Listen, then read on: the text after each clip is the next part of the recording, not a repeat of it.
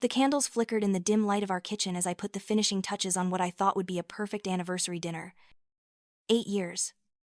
8 years of what I believed was love, partnership, and building a life together.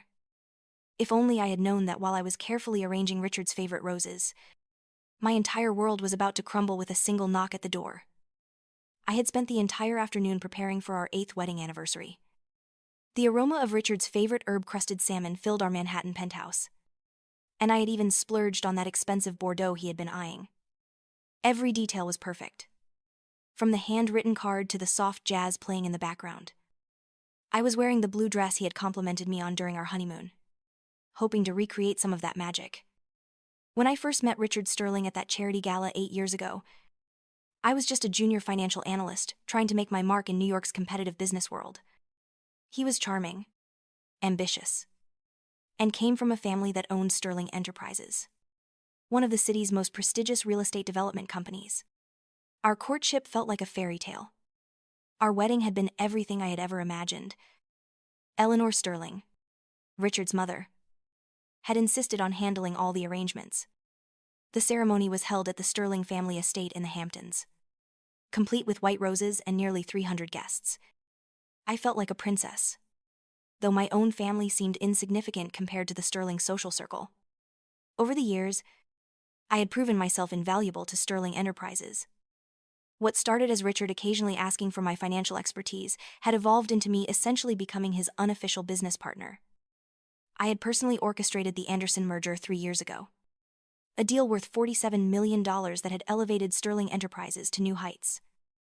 The doorbell rang at exactly 7:30, and my heart leaped with excitement. Instead, when I opened the door, I found Eleanor Sterling standing in the hallway, her silver hair perfectly coiffed and her lips pressed into that familiar thin line of disapproval. Beside her stood Isabella Thorne, Richard's secretary, a woman I had always found unnervingly beautiful. Eleanor was holding a manila envelope, and both women wore expressions that made my stomach drop. "Good evening, Alexandra," Eleanor said, pushing past me into our home without invitation. "We need to have a conversation. Mrs. Sterling." "What's going on? Where's Richard?" I asked, closing the door behind them. Eleanor turned to face me with pure disdain. "Richard won't be joining you for dinner tonight, dear. There's been a misunderstanding about your marriage that needs to be cleared up." Eleanor opened the manila envelope and pulled out legal documents. "You won't be receiving anything from the divorce proceedings, Alexandra. Richard never actually registered your marriage. You're not his legal wife, and you never have been." The words hit me like a physical blow. "That's impossible. We had a wedding. We have a marriage certificate. A ceremony. Yes." Eleanor continued with chilling calm. "But no legal registration. I made sure of that 8 years ago. The certificate you have is a lovely keepsake, but it has no legal value whatsoever." Isabella finally spoke, her voice dripping with false sympathy. "I'm sorry you had to find out this way, Alexandra.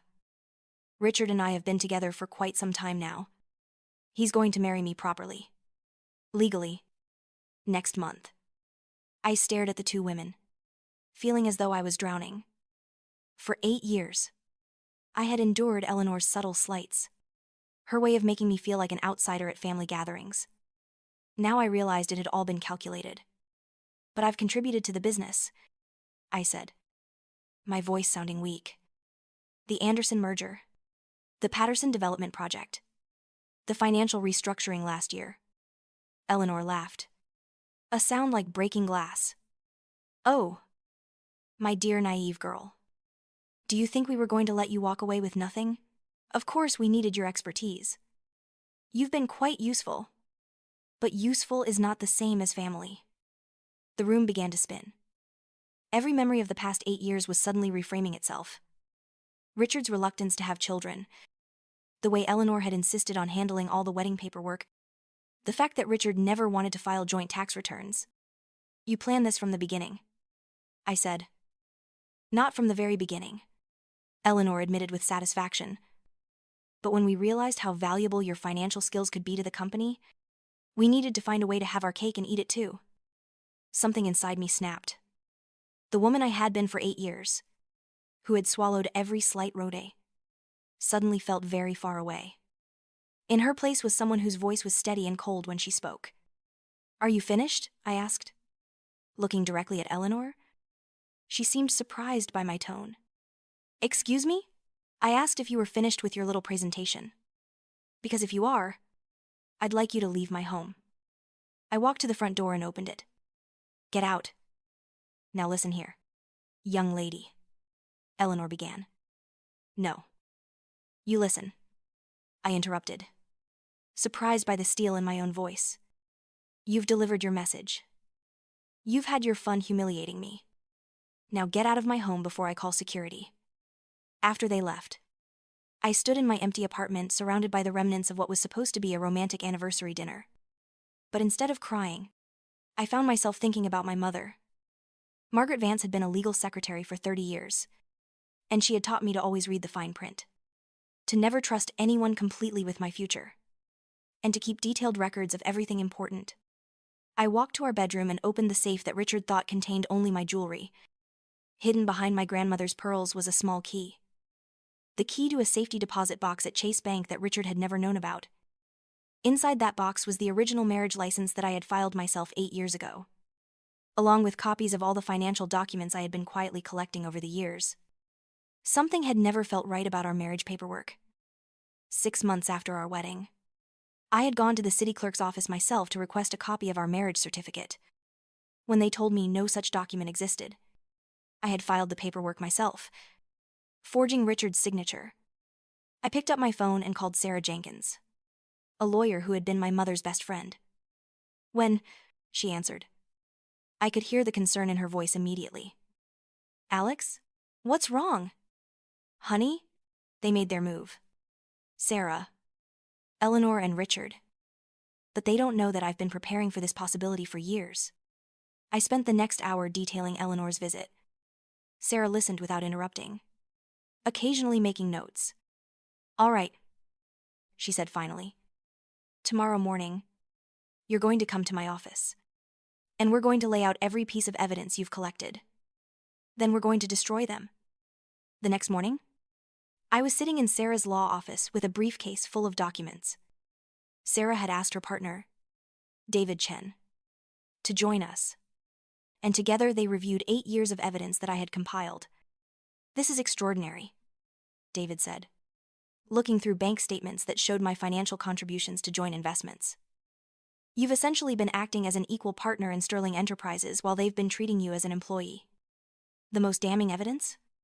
I said, pulling out a small digital recorder, "are the conversations I recorded.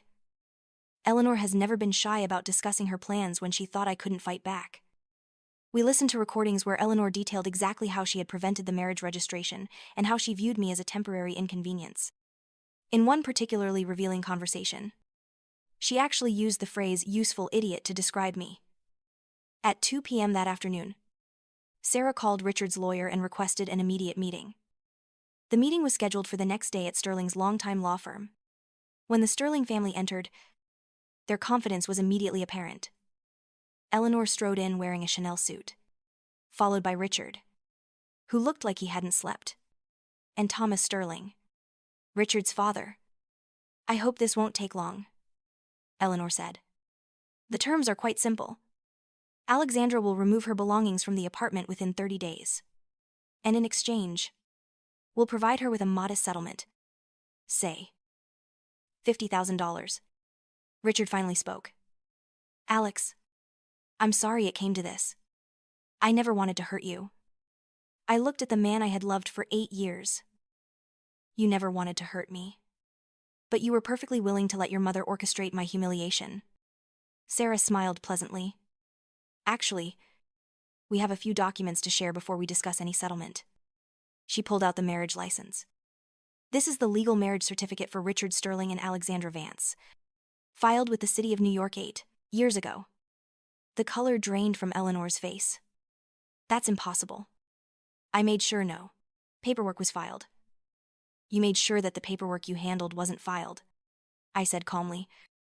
"But you didn't account for the fact that I might file it myself." Sarah continued pulling documents from the briefcase. We also have bank records showing Alexandra's financial contributions to joint assets, email correspondence praising her business acumen, and documentation of her integral role in Sterling Enterprises' most profitable deals.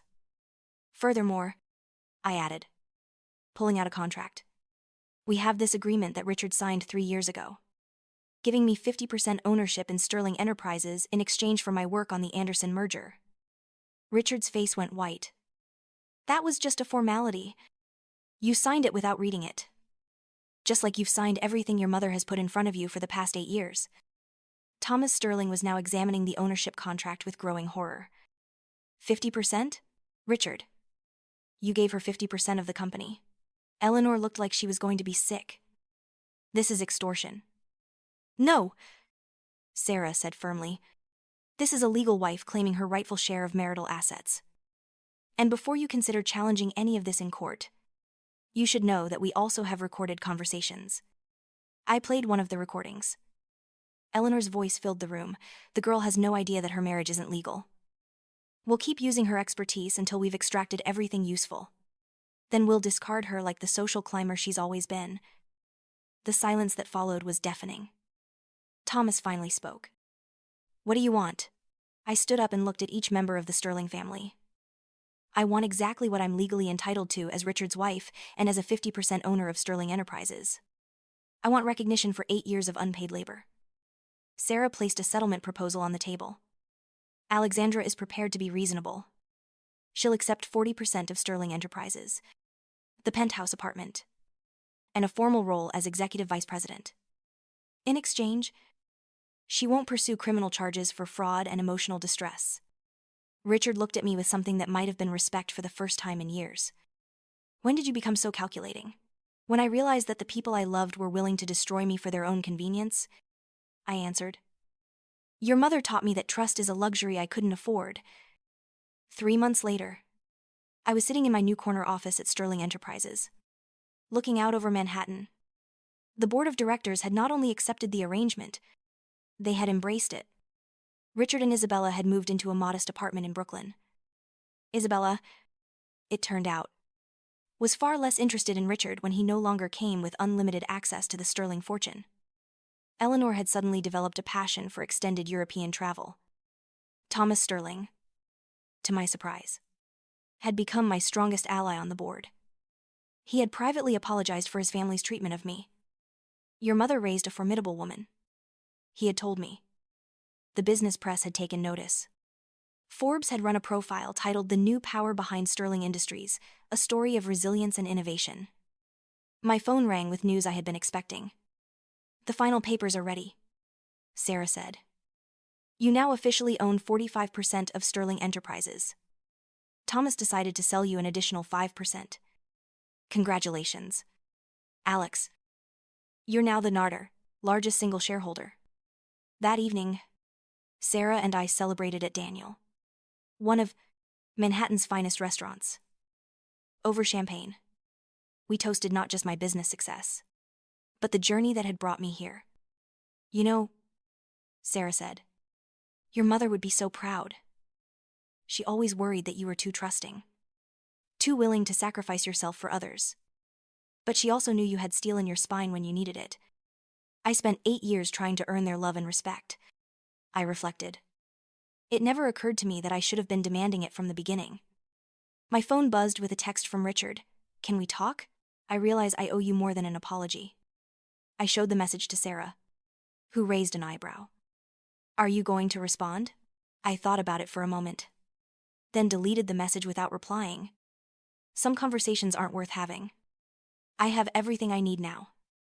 6 months later, Sterling Enterprises announced its most profitable quarter in company history. Eleanor sent a single text message of congratulations from somewhere in Tuscany. Richard had started working for a competitor at a fraction of his former salary. But the real victory wasn't in the business success or the financial security. It was in the quiet moments when I looked in the mirror and liked the woman staring back at me. It was in the knowledge that I would never again mistake someone's need for me with their love for me. Standing in my office as the sun set over Manhattan, I raised a glass of water and a private toast. To shattered dreams, I said aloud. and the strength to build something better from the pieces.